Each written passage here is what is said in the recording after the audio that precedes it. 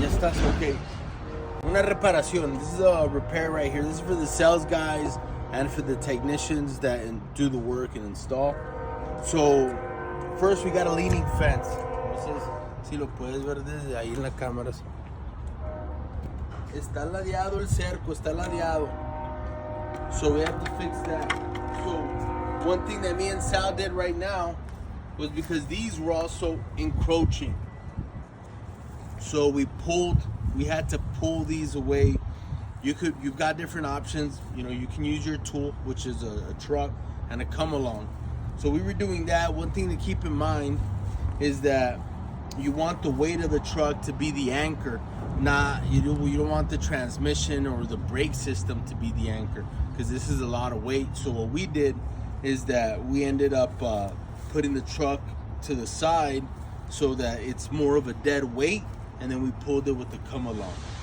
Because if we would have done it straight forward and just by keeping the engine or the transmission in park, that might, affect the transmission. That might be too much pressure on the transmission. What we ended up doing was that we tied it to the truck and we pulled it. So you guys have all those resources on how to get something done, but if you're the sales guy, you have to think about all those items that we can encounter. So after we do that, we'll have to straighten out the posts. The posts aren't that difficult. Just come along, and the same thing, it's not that challenging. Get those straightened out. A job like this, we also have to realize and see that we have to bring down the top rail. We've got 2 barb arms that are busted. So that's tough, because now you have to bring down the top rail, take those out, and put the brand new ones in. So that's something that you have to consider and look at. You see the razor wire, the barbed wire. This is very dangerous type of work, so that comes at a premium. It's slower. We definitely don't want our guys to get cut, so we figure out a way to do it. Here, the best way would be, can we get these replaced without moving it too much? Can we get the barb arms replaced without moving it too much, and then putting the barbed wire back on and starting to pull on it? I think that would be a better option than having to bring the entire thing down and bring it back up.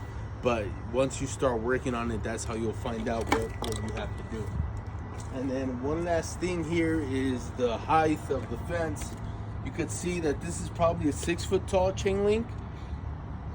6 foot tall. You could see how it's buried in the ground. So maybe, over time or whatever. So it looks, this was cut here. So that's really the original reason why we're here, is with this damage. So I really don't think that we could pull it and tighten it and make it and connect it. So we'll probably have to bring a piece. We'll have to dig all the way down or cut it somehow so we can make that connection and bridge in this gap. So we'll have to bring in extra fabric. We're missing brake. Probably bring in some new tension bands. It's a 3-incher. We're gonna need a brace band on top of here. So that's just kind of a general idea. Pointers for the installers and pointers for the sales guy, so when he comes and sees something like this, knows kind of what it entails. But that's what it is.